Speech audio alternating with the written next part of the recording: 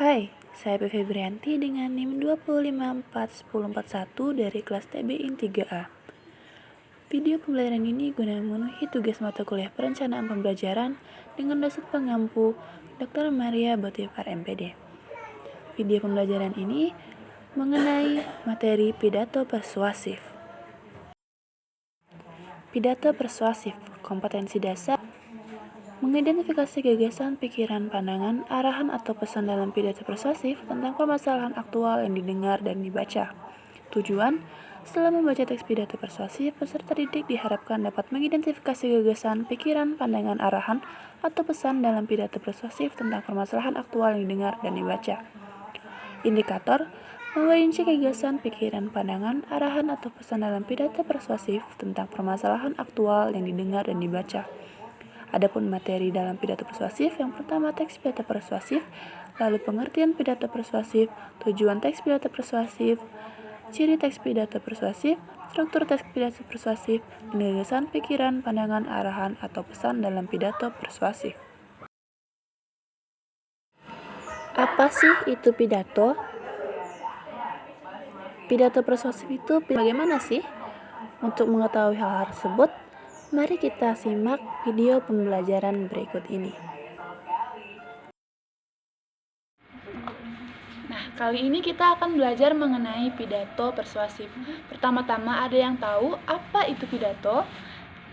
Jadi coba kalian perhatikan gambar yang ada di layar, kira-kira apa yang sedang dilakukan orang yang ada di gambar tersebut. Ada yang tahu kira-kira apa yang dia lakukan? Nah, jadi benar sekali, gambar tersebut menunjukkan Bapak Soekarno yang sedang melakukan pidato.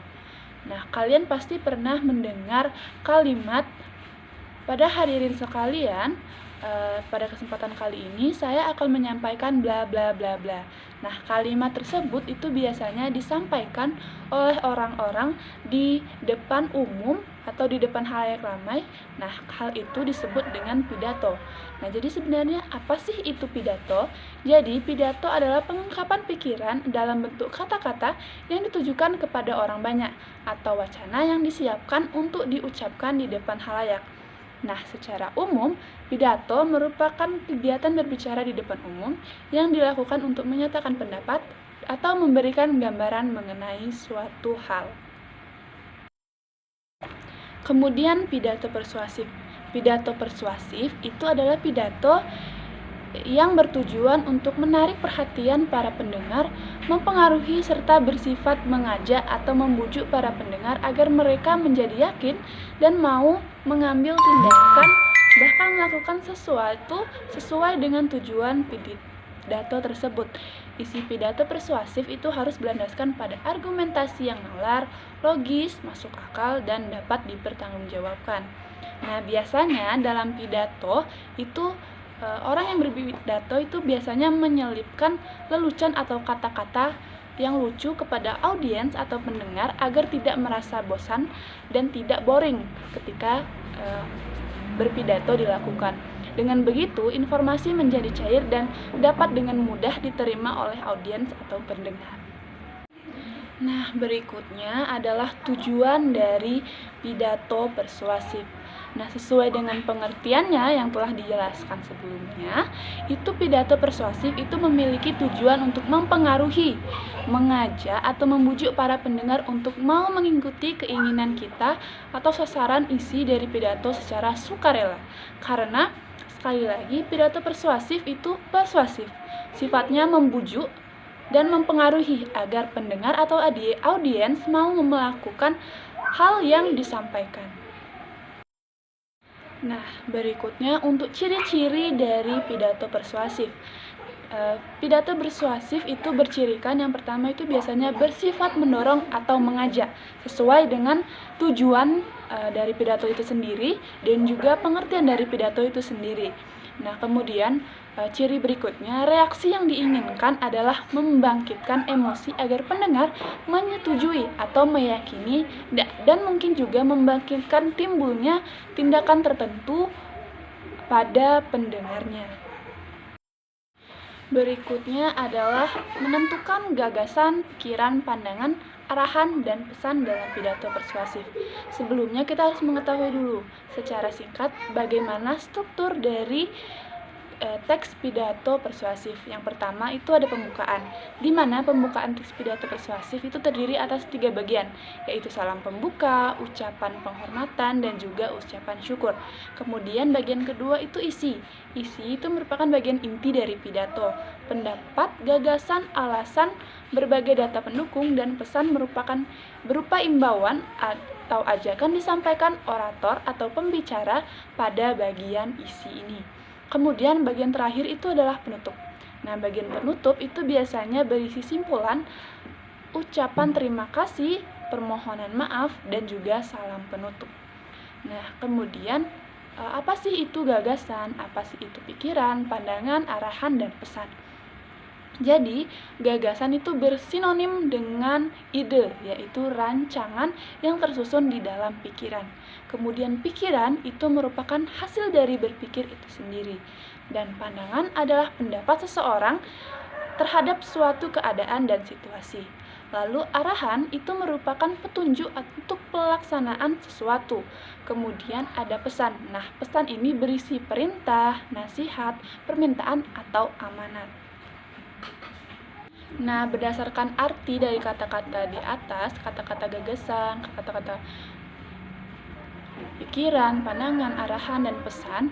Nah, kata-kata gagasan, pikiran, dan pandangan itu secara garis besar bermakna sama, yaitu pandangan. Setelah itu, kata arahan dan kata pesan itu juga merupakan secara garis besar disebut sebagai pesan. Nah, jadi pesan dan pandangan inilah yang akan kita pelajari lagi untuk diidentifikasi dari teks pidato yang ada nantinya. Nah, berikutnya kita akan mengidentifikasi informasi yang terdapat dalam teks pidato persuasif.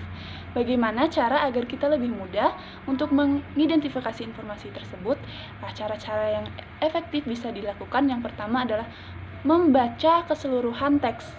Jadi kita tidak bisa membaca hanya awalnya saja, tengahnya saja, atau akhirnya saja, atau hanya membaca sekilas. Kita harus membaca secara keseluruhan dari teks yang ada. Kemudian yang kedua, menentukan intisari informasi isu yang dibahas di dalam pidato tersebut. Kemudian yang ketiga adalah menentukan intisari dari argumen-argumen yang dikemukakan oleh orator. Kemudian yang terakhir adalah menentukan pesan atau ajakan yang dilontarkan atau ingin disampaikan di dalam pidato tersebut.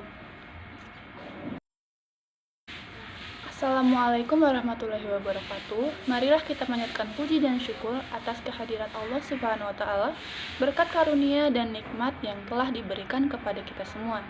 Kita dapat berkumpul di pagi ini dalam keadaan yang sehat walafiat. Tak lupa salawat serta salam selalu tercurahkan kepada Nabi Muhammad SAW yang telah memperjuangkan nilai dan agama yang luhur hingga sampai kepada kita semua. Terima kasih saya ucapkan atas waktu dan tempat yang telah diberikan kepada saya untuk menyampaikan pidato singkat tentang pendidikan karakter yang harapannya kelak para generasi muda yang mempunyai visi besar dalam membangun bangsa ini. Saya juga berharap semoga apa yang akan saya sampaikan ini dapat memberikan manfaat, khususnya bagi saya sendiri dan kepada semua yang telah hadir di tempat ini. Saat ini, bangsa kita tengah menghadapi persoalan yang sangat serius, yaitu menurunnya moral di kalangan remaja.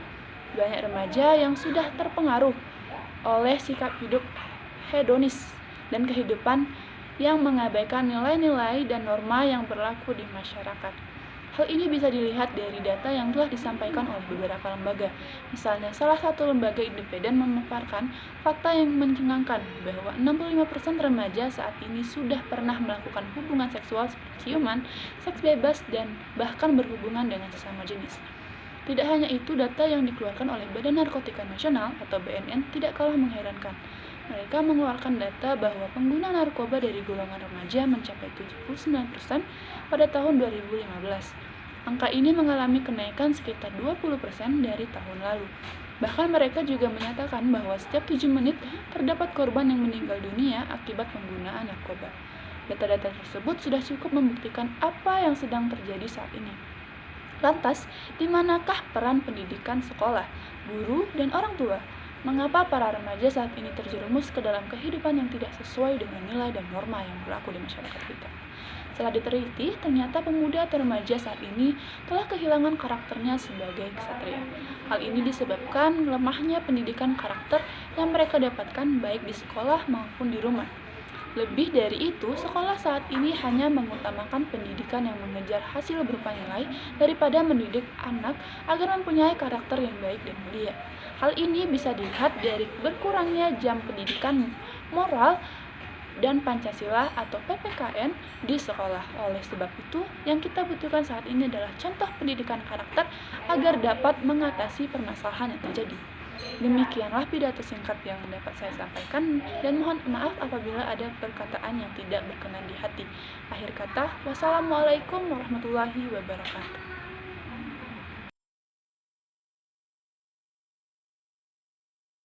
Nah, pada pidato yang telah dibacakan tadi, ada pun informasi yang penting diantaranya. Yang pertama, bangsa kita tengah menghadapi persoalan yang sangat serius, yaitu menurunnya moral di kalangan remaja. Kemudian informasi kedua, 65% remaja saat ini sudah pernah melakukan hubungan seksual. Kemudian informasi ketiga, pengguna narkoba dari golongan remaja mencapai 79% pada tahun 2015.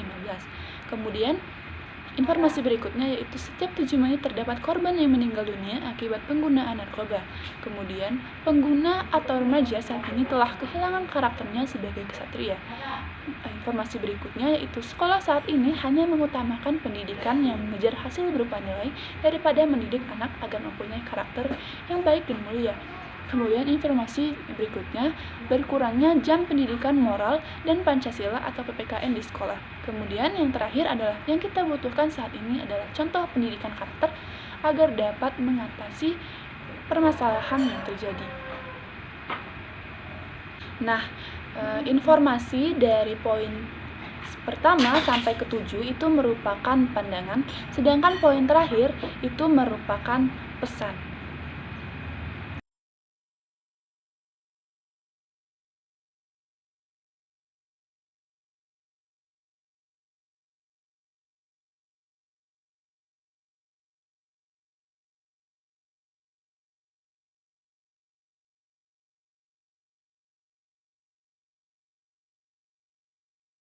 Nah, jadi itulah tadi pemaparan materi untuk materi video persuasif.